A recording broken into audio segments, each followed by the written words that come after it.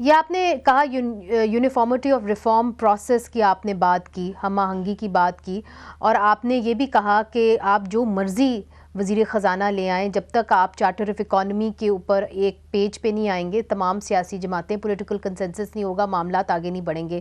مگر حفیظ پاشا صاحب، یہی سوال آپ کو، ایک ٹیکنوکریٹ جو ہے وہ کیسے جو ہے سیاسی فیصلے اور سیاسی طور پہ لوگوں کے اندر ریکنسیلیشن پیدا کر کے ان کو ایک پیج پہ لائے گا؟ یہ تو میں سمجھنے سے قاصر ہوں، اس لیے چونکہ یہ تو ایک ٹیکنوکریٹ ہیں، یہ اس کے لیے تو جو آپ کہہ رہے ہیں اس کے لیے تو ایک سیاست دان چاہیے۔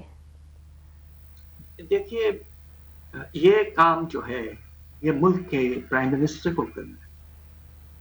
وہ تو سیاسی طور پر آئے ہیں، الیکٹڈ ہوئے ہیں اور ایک حکومت بنائی ہے انہوں نے، تو جو فائنانس منسٹر ہے اس کا role will be implementation and ensuring that policies are implemented. جو سیاسی جو آپ تک جسے کہتے ہیں کہ کنسنسس لانا ہے، وہ پارٹیز کے لیڈرز کو بیٹھنا ہے اور آپس میں بیٹھ کر طے کرنا ہے کہ ہمیں کہاں جانا ہے۔ میں آپ کو 2-3 ایسے سیریس ایشوز بتاتا ہوں جس پہ ڈس ایگریمنٹ کی گنجائش ہے۔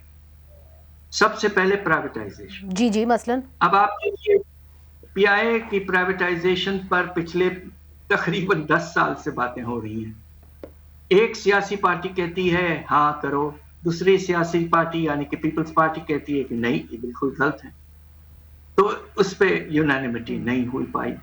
پھر آپ مختلف شعبوں میں ٹیکسز کے نظام کی بات کر رہے ہیں بڑھانے کی، کیا مختلف پارٹیز جو ہیں خاص طور پہ جن کا رورل بیس زیادہ ہے وہ تیار ہو جائیں گے کہ ایگریکلچرل انکم ٹیکس جو ہے وہ نافذ ہو جائے اور ریزرو ریونیوز میں اضافہ ہو سگنیفیکنٹلی؟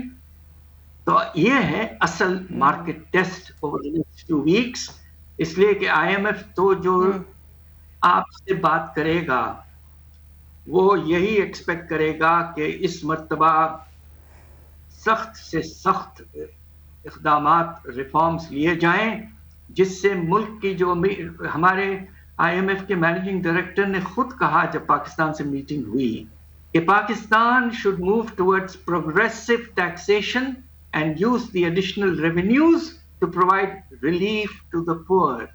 یہ بالکل واضح طور پر آئی ایم ایف کی تھنکنگ اس وقت ہے، مناسب ہے، اور اسے ہمیں کوشش کر کے امپلیمنٹ کرنا ہے۔